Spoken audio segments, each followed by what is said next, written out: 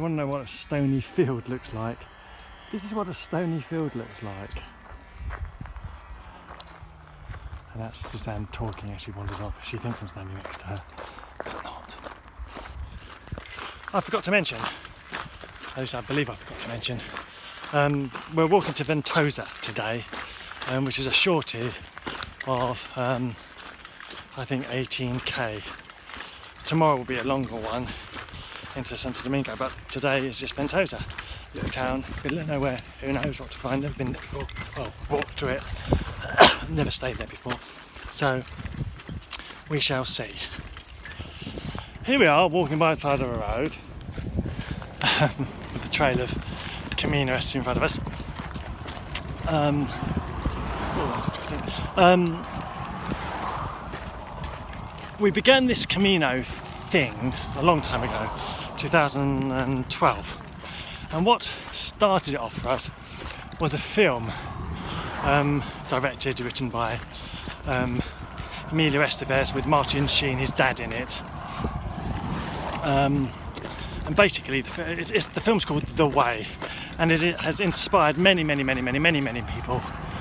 It's one of the main inspirational films for people in America, the UK, Canada,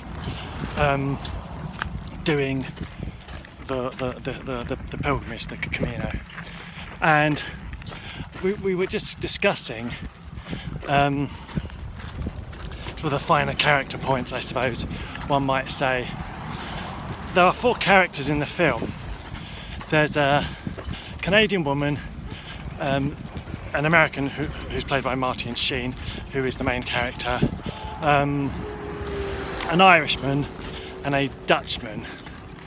I keep saying stop it. And the whole thing is about, obviously, it's about walking the way, and they kind of form what they call a Camino family, a group that sticks together along the way, which I don't recommend because it doesn't give you diversity in space. But anyway, people do this, so they stick together, sort of. And the whole story is about change. It's about development and change. And what's really interesting is that only 2 characters do and the other 2 don't. And the reasoning is very interesting, let's say that. The main character, Martin Sheen's character, his son dies, hence why he's there. And yeah, I keep saying him, I'm sorry. His son dies, so he's there, and he's lived a very regimented life, you could call that, career, and then the country club, the golf club, all very sterile, all very set out. And his son, who's died, didn't live that life. His son lived a life of visiting places, doing things, and he was more that way inclined.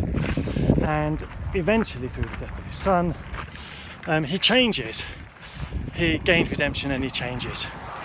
The Irishman, who's a writer, he is obviously on this journey. He's writing a book, but again he changes.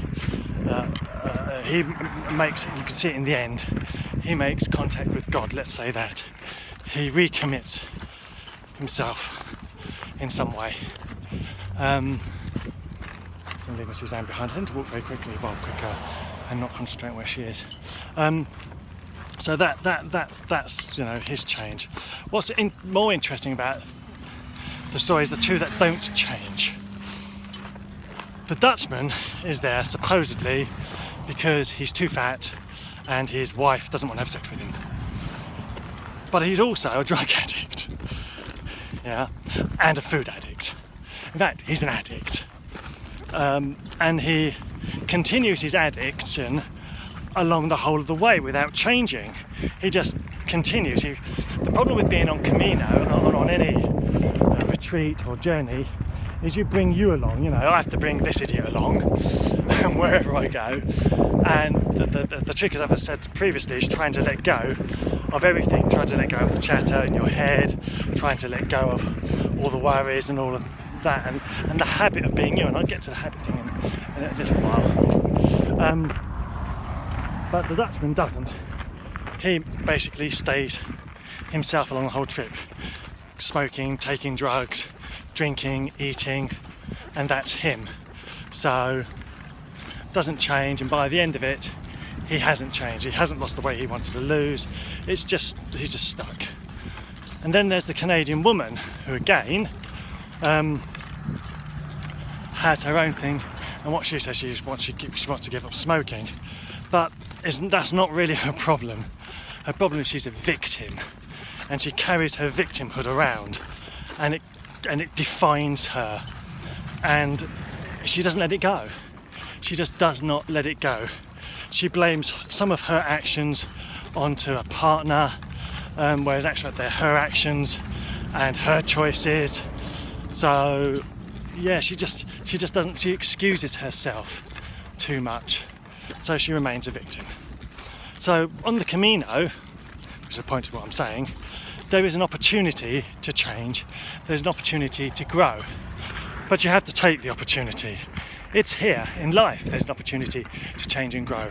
The Camino offers a concentrated amount of time. You do it for a period, usually, if you can do it, 4 weeks, 5 weeks, as we're doing. And it gives you an opportunity for reflection and perhaps growth and change. But you have to take the opportunity, otherwise it's just a 5-week walk. Okay? So I'm going to get back to something else in a minute. So I'll let it sit there.